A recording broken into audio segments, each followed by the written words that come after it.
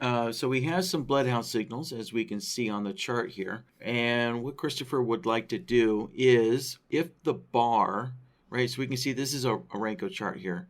So if the bar direction is pointed in the same direction as the signal, right? So we can see we have two long signals, and these long signals occur on up bars, right?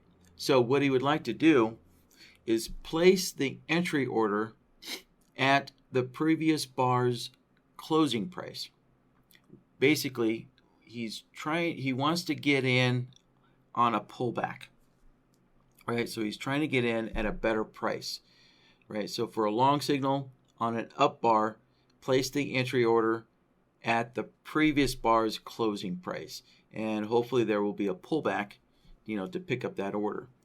Now, on the opposite situation, so the short signal kind of shows the opposite, right? So it's a short signal, but this is on a up bar. So basically, this up bar, is the pullback that he's kind of waiting for, because it's a short signal, but the bar is facing in the wrong direction. So if that occurs, then he wants to place let's see here, let me just double check here. I think it's a limit order at the closing price of the signal bar, right? So place a limit order at the closing price of the signal bar if the bar is in the opposite direction of the signal.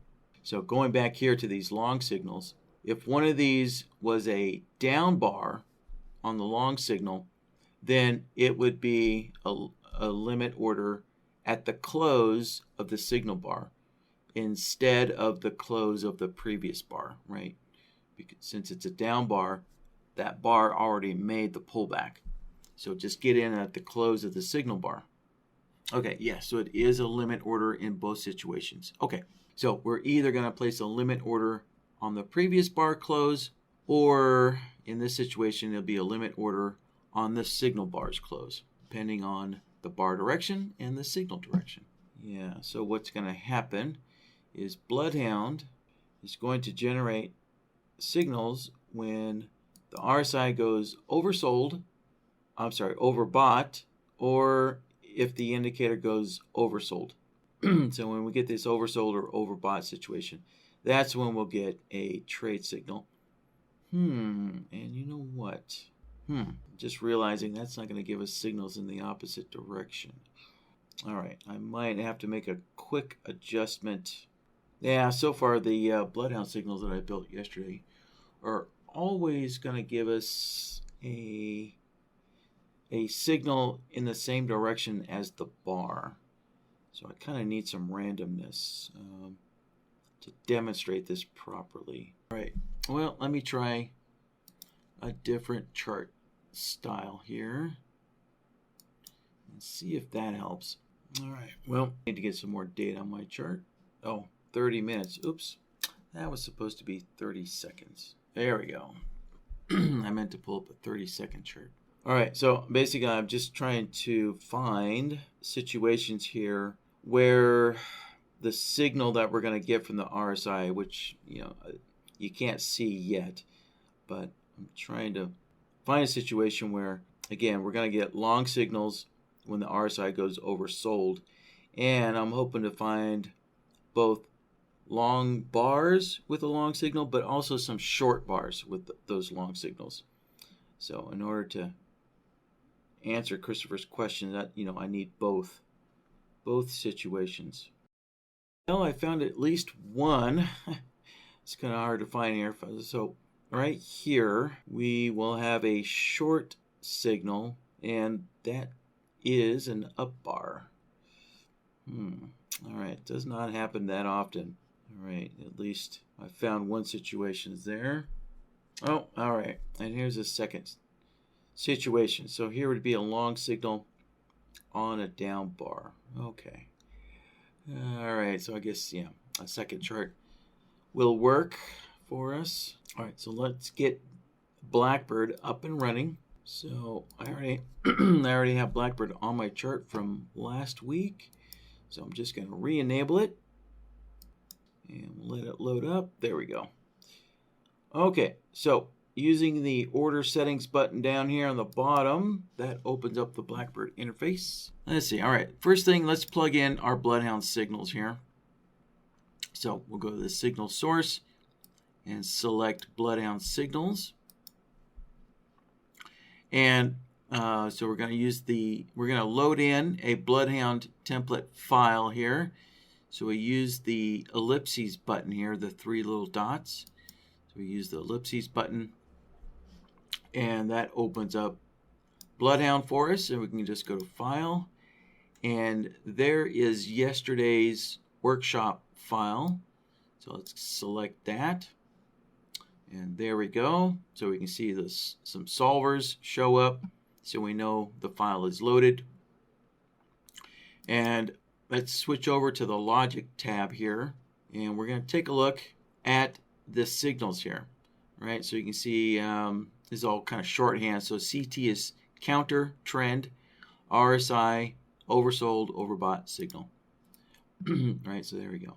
So the reason why I'm doing this is because, you know, when you do load a Bloodhound signal into BlackBird, it's always good to take a quick look at the logic board to make sure everything is connected up correctly, right? You want to make sure that you didn't accidentally leave something connected incorrectly.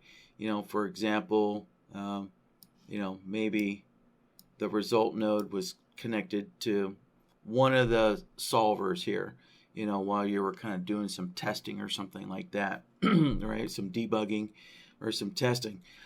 So it's always good to make sure that everything looks like it's connected up correctly there. There. All right, so everything looked good. So we'll just click the OK button. And the next step is let's select our entry signals. So that's going to be our counter trend RSI signals there. And there we go. So we now have our Bloodhound signals loaded into BlackBird. And if we wanted to, we could just click OK now. And what's going to happen is BlackBird's going to tell you down here that you need to reload your chart so that Bloodhound can be added to the chart. So we'll just go and hit F5 and reload the chart. There we go. So now Bloodhound's on the chart there. I'll shrink that up a little bit.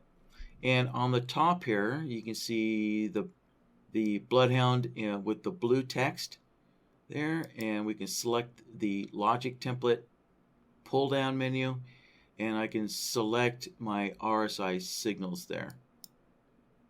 Right. And let's scroll back here. Here we go. So there's some signals. Yeah, so most of these long signals are going to occur on up bars. I'm just going to scan through this and find those areas where the bar direction was in the opposite direction of the signal. There we go. So there's our down bar with a long signal.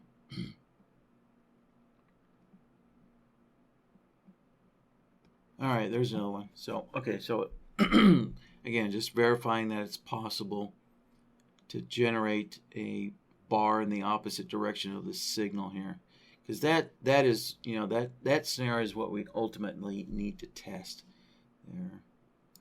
All right, so now let's start building the entry orders. So again, this question is all about setting up the entry order, you know, to be placed, you know, either at the current bar's close or the previous bar's close, depending on the bar direction and the signal direction, right?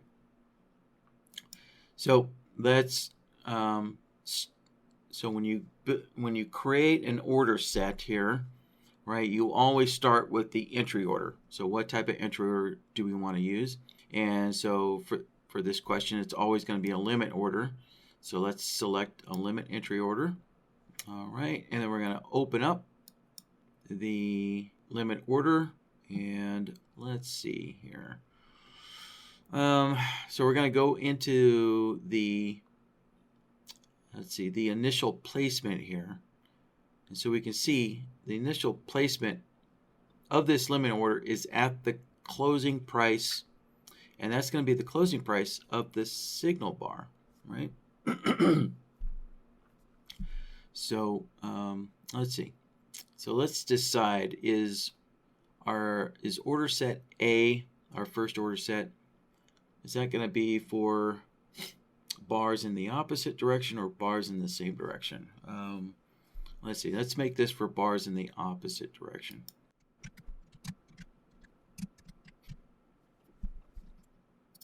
All right. So I changed the name of this order set here to help us out.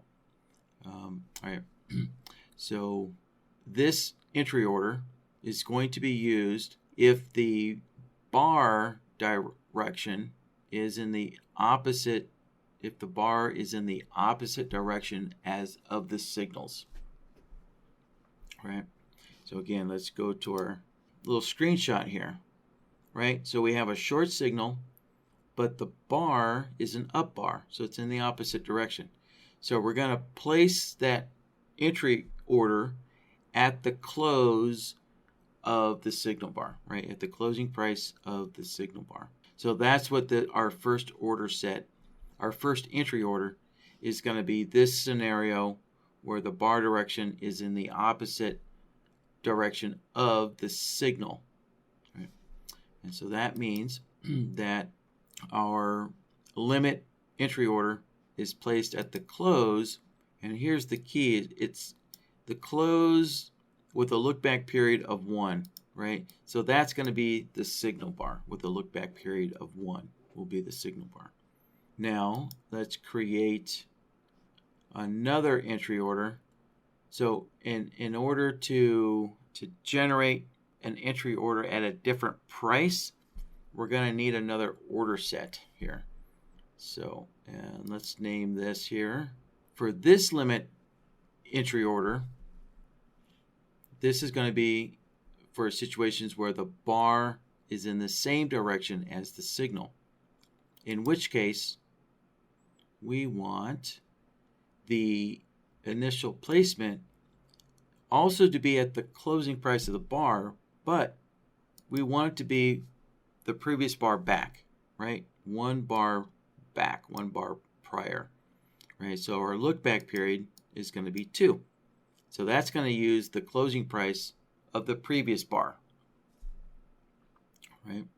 So that's how we can change which bar's closing price to use, right?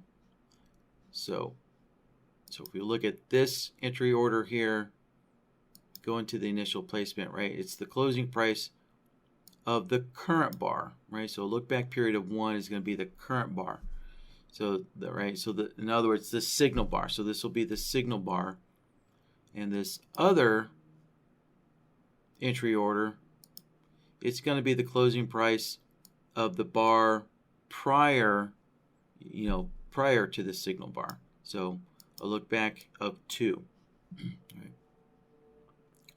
Now, we don't want both of these limit orders to be submitted to the market, right? We want one or the other, not both. So what we're going to do is use the place after option here, right? So again, our first entry order, that should only be submitted to the market if the bar is in the opposite direction of the signal. So let's see here. So we're going to use the place after, and we want to use the price versus indicator. Well, actually, I think my original thought actually is not going to work out here. Oh, yeah. Okay. Never mind. All right. Never mind. This is going to work here. Okay. So we're looking for a bar in the opposite direction of the signal. So let's see. All right. So if it's a long signal, we're looking for a down bar. So let's see, a down bar. All right. So the price we want is the open price. And all right, so we're going to set the long trades to the open price here, and the short trades to the closing price. And for input B, right, so that was input A we just set up. For input B, we're going to change this to the bar prices.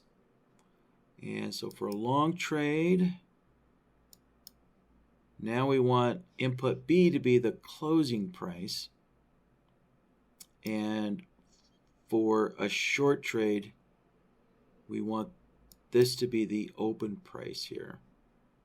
All right. So what we're defining is we're using the price versus indicator to define the bar direction, or to identify the bar direction on the signal bar.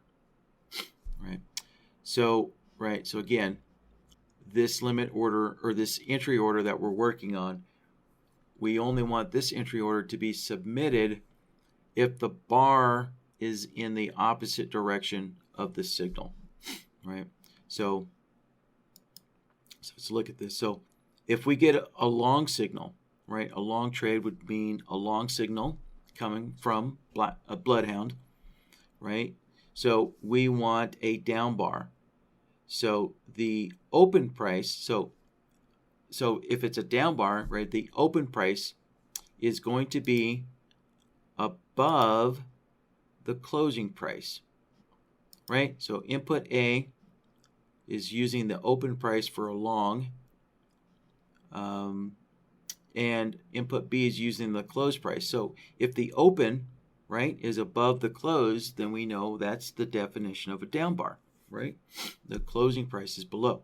And so for our long mode here, let's select this here. So for a long trade, if A is above B, right, so if the open is above the close, then we defined a down bar, right? And so for short,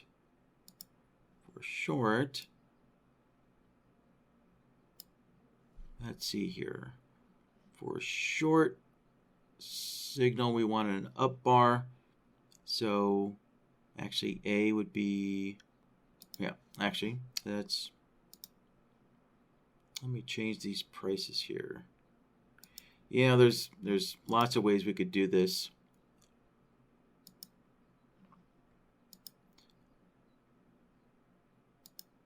There. Okay, so I'm setting, so we can see that for input A, that's the open.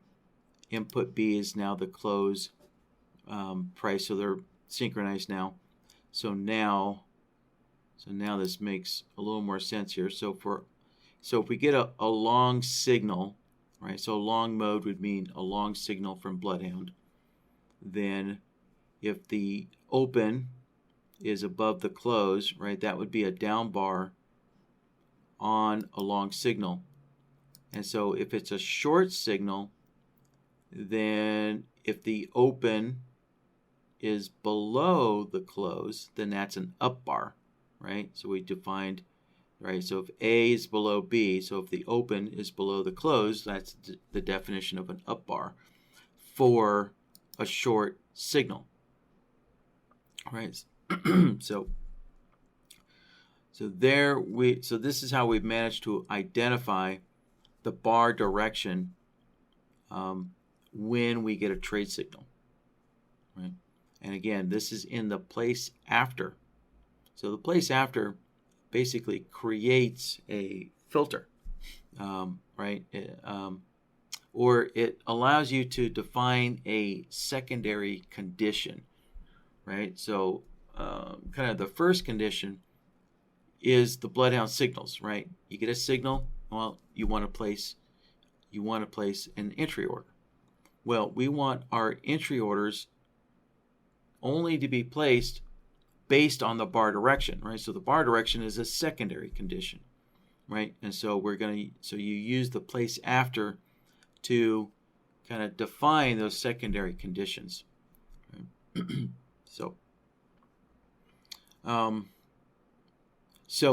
Let's say, for example, if we generate a long trade signal from Bloodhound and it's a up bar, so it's an up bar with a long trade signal from Bloodhound. Well, if it's an up bar, is A above B, right? Is the open above the close on an up bar?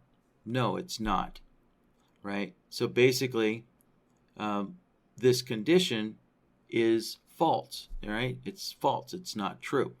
So if this condition is false, then this entry order does not get placed, right? This entry order has to wait for this secondary condition to become true before that entry order gets submitted to the market. Yeah, so there's our place after. And so now what we also need is a cancel as well, right?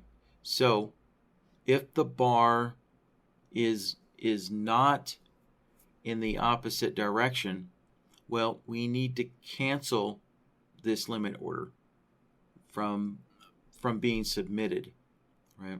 So the place after basically kind of puts this entry order on pause, right? It puts that entry order on pause, waiting for a bar right in the same direction as the trade signal. Right? It's going to wait for that to occur. So, right. So, just thinking of the place after option only by itself, right? So if we look at this, let's see here.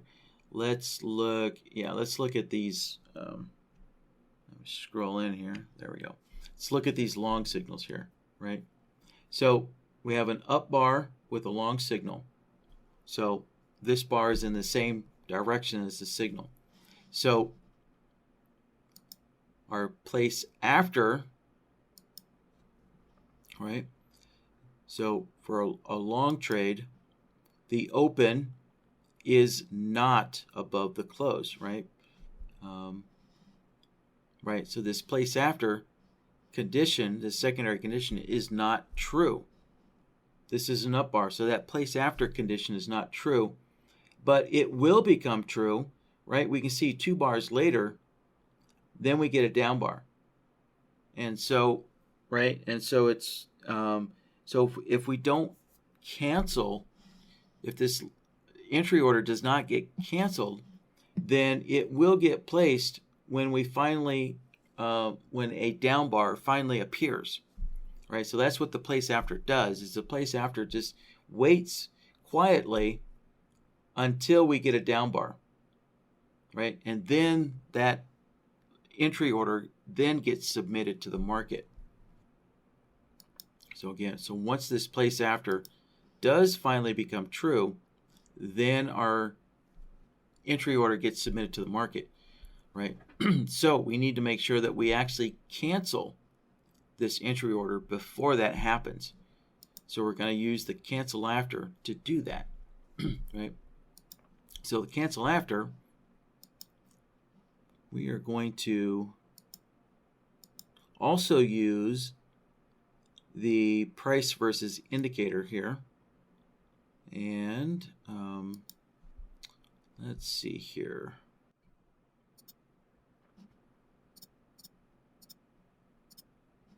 There. All right. So in the cancel after, I have input A is the close of the bar. Input B is going to be the opposite of the bar. So if we get a long signal coming in here, then if the close is above the open, right? So if A is above B, the close is above the open. That would be a long bar or an up bar, right? So if we see an up bar, with a long signal, then that means cancel this entry order, right? So this entry order is only to be submitted when the bar is in the opposite direction of the signal. So there. So if it's a short signal, then if the A is below B, or if the close is below the open, that's a down bar, right? So if we get a down bar on a short signal, then that also means cancel this entry order, right? So the place after is we defined the opposite bar directions, right? So if the open is above the close for a long signal, right, that means the bar is in the opposite direction. So that means go ahead and submit this entry order to the market. But then the cancel, right, the cancel after says, well, if we get an up bar with a long signal, then cancel this entry order. Right? So now we're going to apply this same concept to the other entry order here. So for our place after, we're going to set this to, actually what I'm going to do here is to save myself a little bit of time. This is going to save me a little bit of time here. I'm actually going to cancel this second order set, and I'm going to copy the first order set here. Copy the first one, and let me place that name back in there. There we go. Now when I made a copy, what I also did is the place after and the cancel after, those components were copied as well, right? Those options were copied for me. So, but what I do need to do is go into the initial placement and increase my look back period, right? Because remember, if the bar is in the same direction as the signal, then we want to use the closing price of the previous bar. So, right, so look back of 2. And, oh, sorry. So now we need to go into the place after, right? And we can either reverse our mode here. So I could say if A is below B or A is above B, right? So if we get a long signal, if the open is below the close, well, that's an up bar. All right, so a long signal with an up bar means the bar is in the same direction as the signal. Right, so I can just reverse those. And then I can go into the cancel after, and I can do the same thing here. I can reverse these. Like so. All right, so we want to cancel this entry order if the bar is in the opposite direction of the trade signal, right? So if we receive a long trade signal, then if the close is below the open, right? The close below the open, that would be a down bar. So a down bar on a long signal, well, the bar is in the opposite direction of the trade signal. And so that is our condition to cancel this entry order. There. All right, so now time to go test this out, right? So, all right, let's click OK. And yeah, it's going to be a little more difficult to test than I was hoping. Let's see here.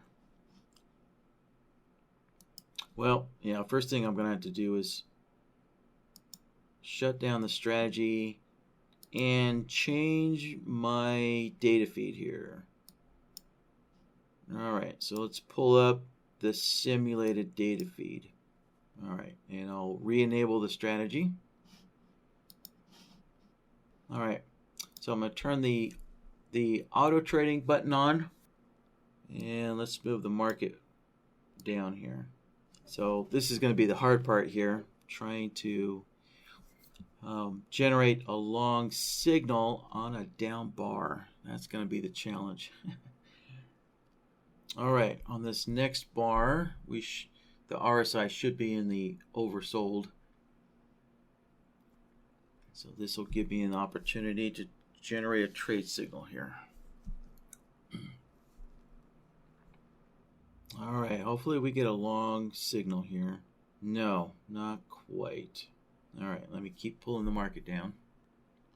All right, yeah, I might have to just try and pull this RSI really as close to zero as I can get it. Oh, this is a bit like watching paint dry. All right, I'm going to try and get the RSI to reverse up here. No, not quite. Let me at least generate a signal here. So we'll test the bar in the same direction as the signal. So we should get a limit order down here, right, at the close of, and there we go. So there's our limit order, right, at the close of the previous bar, right, prior to the signal bar. So there we go. There's that. So let me close that out. All right, so we know that one is working. Right. So basically the bar in the same direction as the signal. We know that entry order was placed right at the right spot, and the other order was not placed. So now I'm going to try and generate another long signal, but on a down bar. So cross our fingers.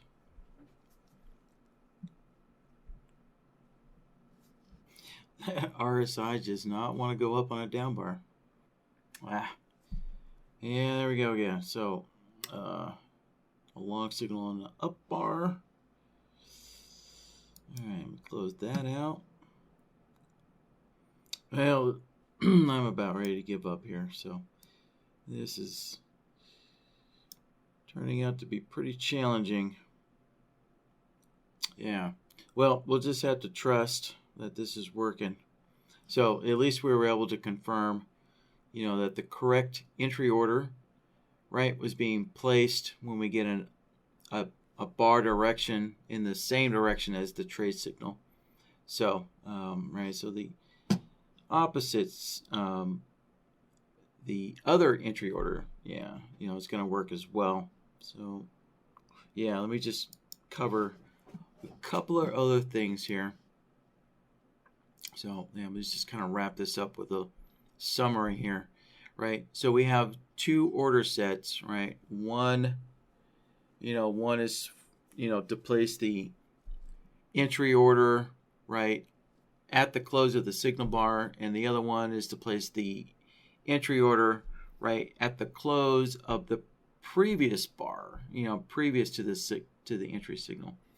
And so the next step is, probably you're going to want your stop losses to be the same, and maybe your profit targets the same, right? So that would be the last step here, is to put in your profit targets and your stop losses, right?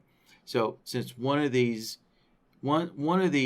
entry orders, is basically for a pullback, yeah, who knows? Maybe you might want a longer profit target than for the other entry order, but that's basically the last step there, is to just determine what type of profit targets and where you want your stop losses to go. That should be it. So again, the way we got this to work is we're using the place after to either allow or prevent the entry order from being placed, right, depending on the bar direction.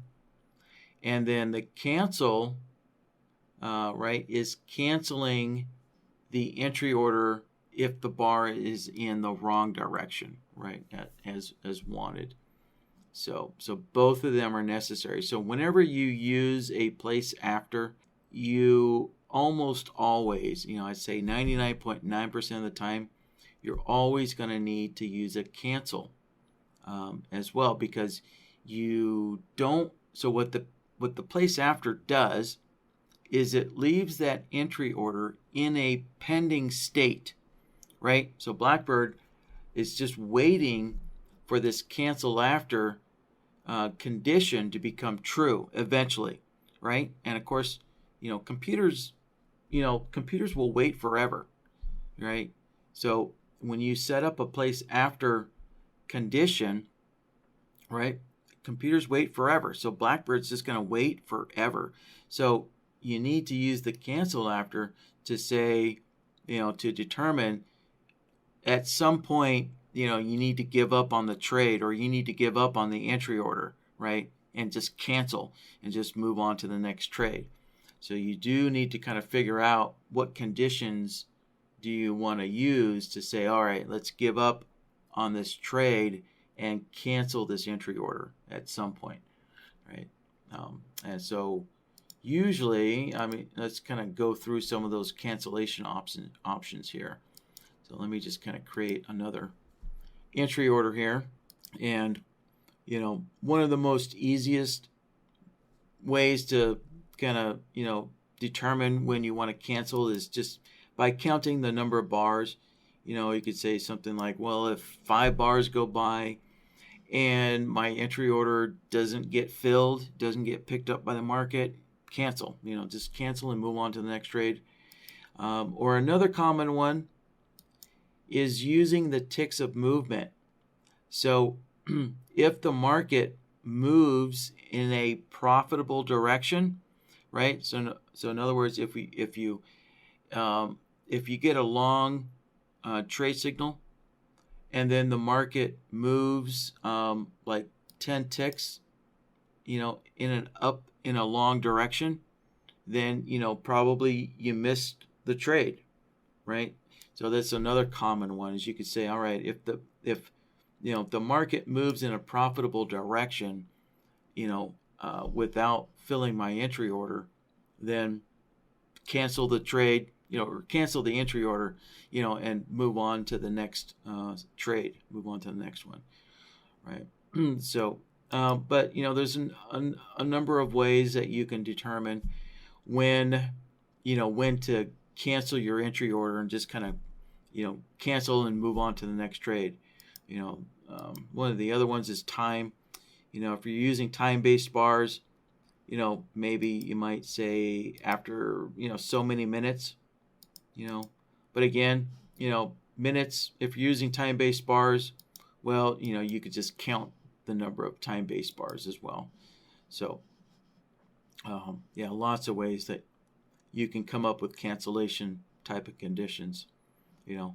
The one that we used here is kind of unique, right? The cancellation we used is we defined,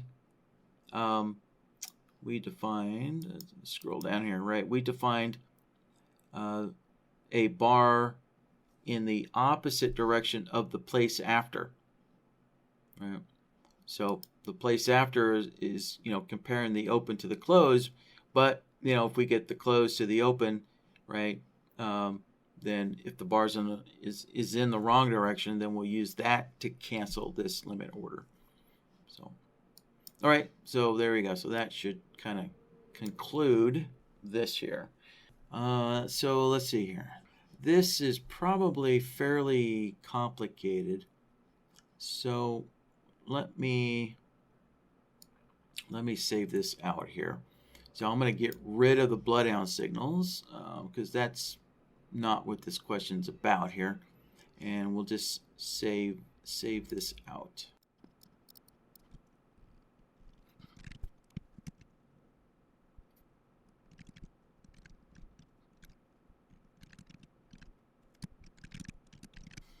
Okay,